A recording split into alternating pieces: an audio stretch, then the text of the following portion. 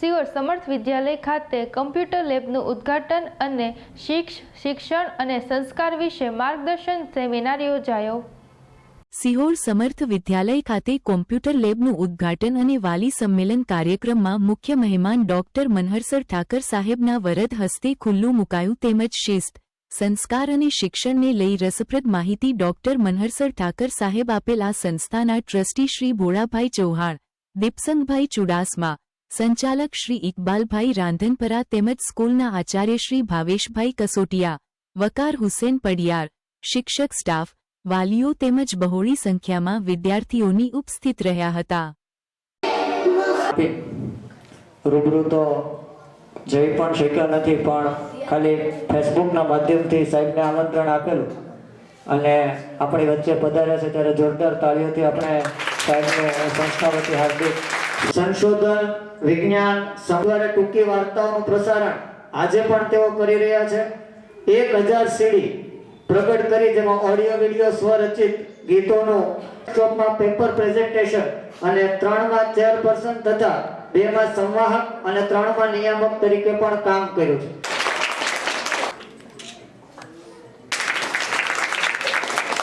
વિનંતી કરું કે તેઓ શિસ્ત, સંસ્કાર અને પછી શિક્ષણ વિષય પર પોતાના વિચારો આપણી સમક્ષ રજૂ કરે।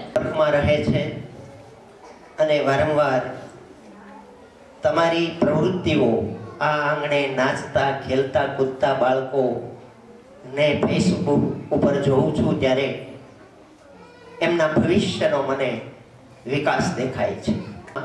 કોરોના કાળની શરૂઆત અને ભોગીભાઈ લાલાણી વિશેનું પુસ્તક લખાયું, એની પ્રસ્તાવના લખવાનો મને અવસર સાંભળ્યો હતો અને એ પુસ્તકના વિમોચન વખત માટે સાયંકાળે જે મહેતા ગર્લ્સ હાઈસ્કૂલના પટાંગણમાં એકઠા થવાનું થયેલું। એવા ઘણા સંસ્મરણો સિહોર સાથે જોડાયેલા છે। સમર્થ વિદ્યાલયનું આ પ્રાંગણ બાજુમાં ગોપીનાથજી કોલેજની LIC કોલેજ મંજૂર કરતી વખતે યુનિવર્સિટીમાંથી એક્ઝિક્યુટિવ કાઉન્સિલના મેમ્બર તરીકે તપાસ સમિતિમાં પણ આવવાનું થયેલું। શરૂ કરીએ અને પછી સંસ્કાર અને શિસ્ત તરફ જઈએ, કારણ કે ઇકબાલભાઈએ જે નોંધ આપી એમાં એમ લખ્યું, મારું નામ લખીને કે એમના વિચારો રજૂ કરશે, તો વિચારો રજૂ કરું છું ઇકબાલભાઈ, પણ હું વિચારો શિક્ષણથી શરૂ કરીશ, પછી સંસ્કાર તરફ જઈશું અને આપણે જેની જીવનમાં જરૂર છે તે શિસ્ત તરફ જઈશું। શિક્ષણ એટલે શું એની સમજ આપતા વાક્યો રજૂ થયા છે, પણ તમને સરળતાથી એક વ્યાખ્યા મારે કહેવી છે અને એ સીધી સાદી સાવ સરળ વ્યાખ્યા છે, જે બાળકોને સમજાય અને આપણને ખ્યાલ આવે। એક વ્યાખ્યા એવી છે, જીવન જીવવાનું શીખવાડે તે શિક્ષણ। સમજાય છે? જીવન જીવવાનું શીખવાડે તે શિક્ષણ। આ સાવ સરળ અને સાદી વ્યાખ્યા છે, પણ આ શબ્દો પૂરતી એ સીમિત નથી। બધા સજીવોમાં સૌથી છેલ્લે વિકસિત પ્રાણી સજીવ માનવ છે, તો આ માનવ નામ કેમ પડ્યું? કેમ આપણને માનવ કહેવામાં આવ્યા છે? એટલે માનવ મનના ઠેકાણા નથી।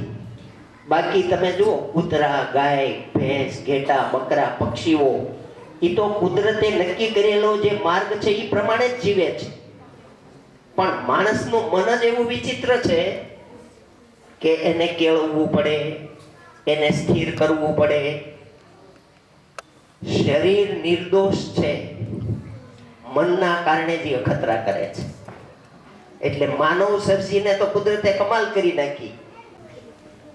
ચિત્ત, મન, બુદ્ધિ અને અહંકાર, એટલે આંખ દ્વારા બાળક જે કંઈ જોવે છે એ માના તમામ વર્તન વ્યવહારોની છાપ એના ચિત્ત પર પડે છે। એક ખાનું ચિત્ત, ચિત્તનું કામ છાપ ઝીલવાનું। પછી એ જે કાંઈ સાંભળે છે, માના અવાજ, માનો ટોન, માં હળવાશથી બોલે છે, નમ્રતાથી બોલે છે કે છણકો કરીને બોલે છે, તો એ ચિત્તમાં છાપ પડે છે। આમ ચિત્ત છે એ કોરી સ્લેટ છે। સ્લેટ તો જોઈ છે ને બધાએ? આ લાંબા ગાળાની પ્રક્રિયા છે.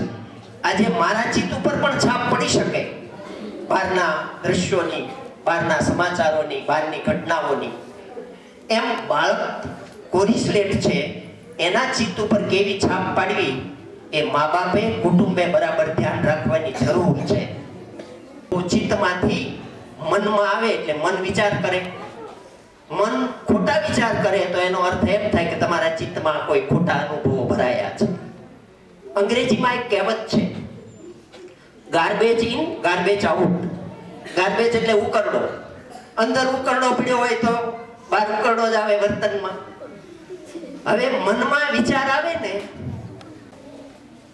અને તમારી પાસે જે શક્તિ હતી એનો તમે મહત્તમ ઉપયોગ કર્યો એટલે તમારું ચિત્ત હજી શુદ્ધ છે. એટલે આ ઉંમરે તમારા ચિત્તમાં કોઈ નબળા અનુભવો ન આવે એનું, હવે તમે તો નાના નથી રહ્યા, હવે ઉંમરમાં વધતા ગયા છો, એટલે હવે તમારે તમારું નિયંત્રણ કરવું પડશે. અને મા બાપ જો ઈચ્છે તો એને સલાહ આપે કે આ શબ્દો આ કરા, સુદર્શન લાગશે, ખુશામત ખાટ હદપાર ખાધી, હાજી હાજી સુણ્યા શબ્દ બહુ રેશમી, ખાદીની ભેટ કદી ન બાંધી, આ સુદર્શન ઘૂંટડો જો ગળે ઉતરે તો તાવનું નામ ન રહે લવલેશ બાકી. સંસ્કારની વાત મેં તમને જોડી દીધી કે સંસ્કાર વાળું જીવન બનાવવા માટે માતા પિતાએ ધ્યાન રાખવું પડશે. શરૂઆત ક્યાંથી થાય છે?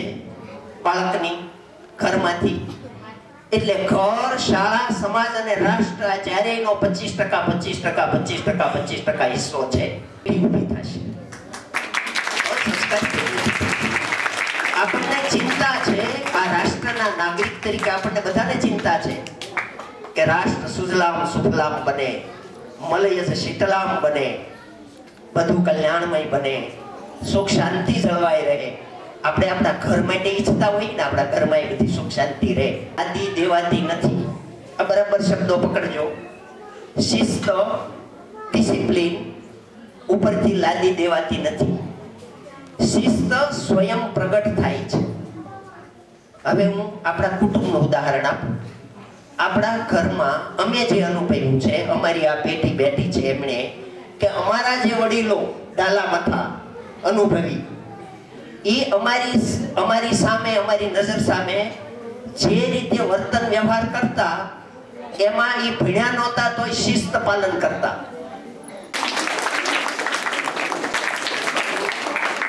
સંચાલક, મારા સ્ટાફ મિત્રો, વાલી અને મારા વાલા વિદ્યાર્થી, આપ સર્વને અહીં ઉપસ્થિત રહેવા માટે હું ભાવેશ કસોટી આભાર વ્યક્ત કરું છું. જય હિન્દ, જય ભારત. ઉપસ્થિત મહેમાન શ્રી ડોક્ટર મનહરસર ઠાકર તેમજ આપણી શાળાના ટ્રસ્ટીશ્રીઓ ભોળાભાઈ ચૌહાણ અને દીક્ષાભાઈ ચુડાસમાને વિનંતી કરું કે તેઓ કોમ્પ્યુટર લેબનું ઉદ્ઘાટન કરે.